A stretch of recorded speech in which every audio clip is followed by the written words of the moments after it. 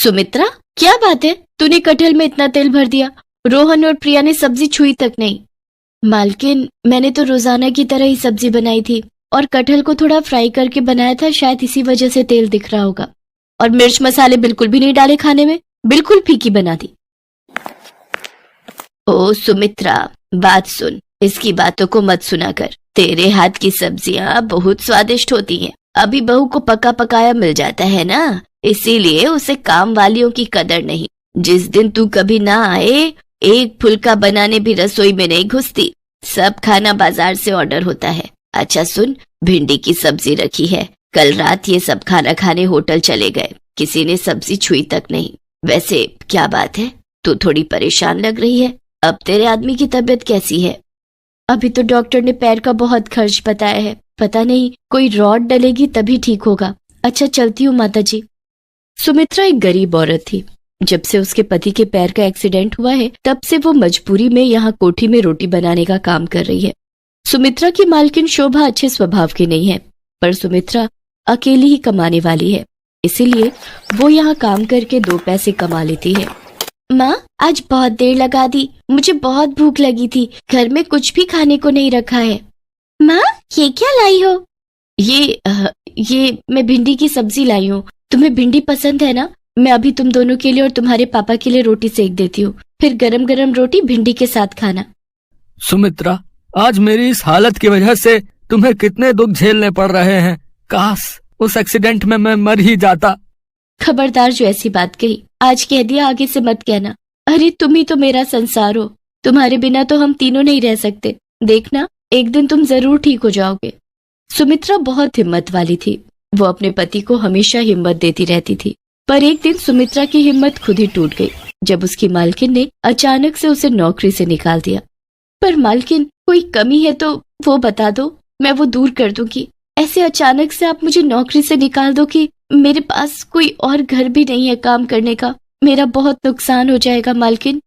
अरे शोभा, एक बार सोच ले, अगली बेचारी को कितने समय से तूने काम पर रखा हुआ है और अचानक से तू इसे निकाल रही है। इसका पति वैसे ही बीमार है, घर में 2 छोटी छोटी बच्चियां भी हैं। ऐसे किसी के पेट पर लात क्यों मार रही है?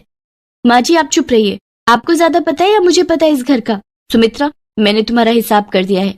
ये तुम्हारे इस महीने के 2 दिन आई हो, तुम ये 2 दिन के रुपए ले जाओ, कल से मत आना। सुमित्रा रोती हुई घर चली जाती है। घर पहुंचकर वो अपने पति को सारी बात कहती है। वो भी ये सब सुनकर बहुत परेशान हो जाता है। अचानक से सुमित्रा को कौन काम देगा?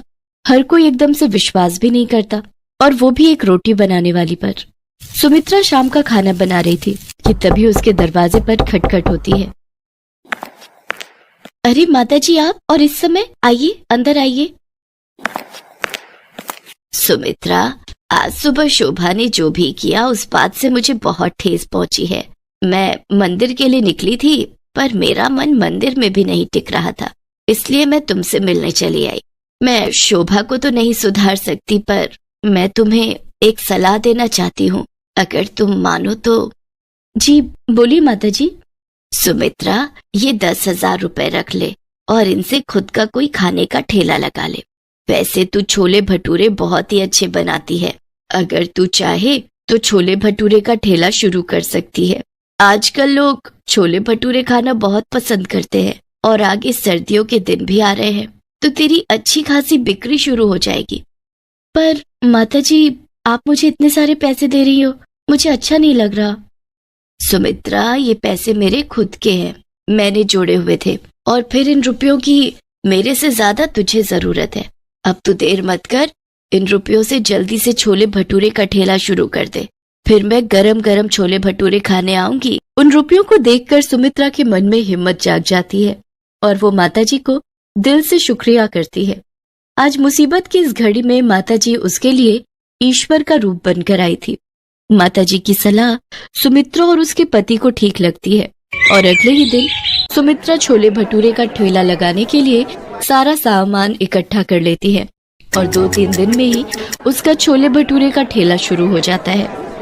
पहले तो कभी नहीं देखा, लगता है बाजार में ये छोले भटूरे वाली नहीं आई है।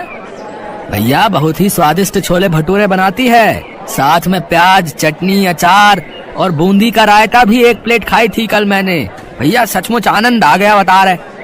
अच्छा एक काम करते हैं, 1 प्लेट खा लेते हैं चलकर, गरम गरम है, मजा आ जाएगा।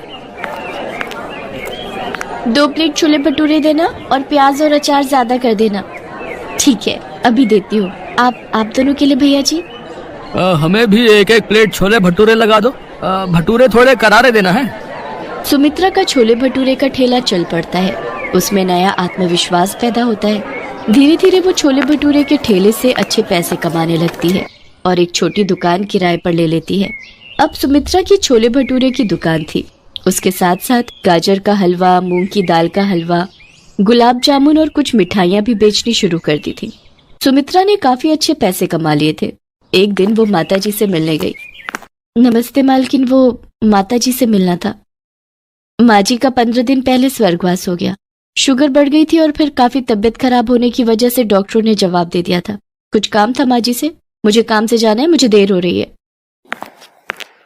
माताजी के गुजरने की खबर सुनकर सुमित्रा की आंखों में आंसू आ जाते हैं।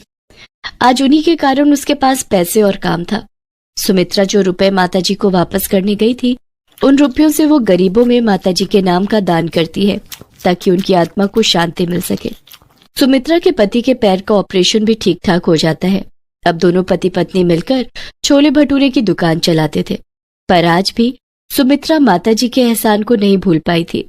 इसीलिए वो उनकी याद में महीने में 1 दिन छोले भटूरे बनाकर गरीबों में बांटती थी।